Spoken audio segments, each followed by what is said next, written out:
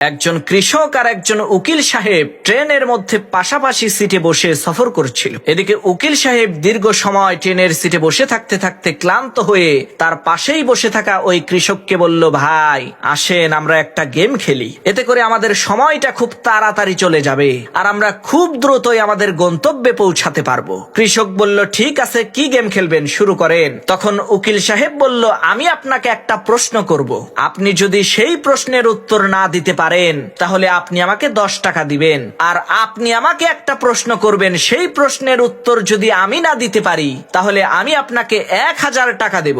কৃষক বলল, ঠিক আছে, শুরু করেন। উকিল সাহেব প্রথমে প্রশ্ন করলো, ভাই বলেন তো পৃথিবী থেকে চাঁদের দূরত্ব কত?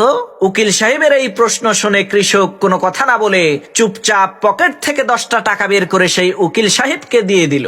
এরপর সেই কৃষক ওই উকিল সাহেবকে প্রশ্ন করলো, ভাই বলেন তো কি এমন জিনিস যেটা 3 পা দিয়ে হেঁটে পাহাড়ের উপরে ওঠে এবং 4 পা দিয়ে হেঁটে পাহাড় থেকে নিচে নামে? কৃষকের এই প্রশ্ন শুনে ওই উকিল সাহেব অনেকক্ষণ চিন্তা ভাবনা করে কোনো কুল কিনারা না পেয়ে বাধ্য হয়ে ওই কৃষককে 1000 টাকা দিয়ে দিল। এরপর ওই কৃষককে জিজ্ঞেস করলো, ভাই এই প্রশ্নের উত্তরটা কি বলেন তো?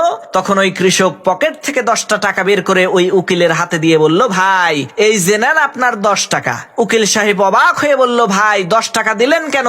প্রশ্নের উত্তরটা দেন। তখন কৃষক বলল, ভাই উত্তর তো আমি নিজেও জানি না, উত্তর জানি না বলেই তো গেমের নিয়ম অনুযায়ী 10টা টাকা দিলাম।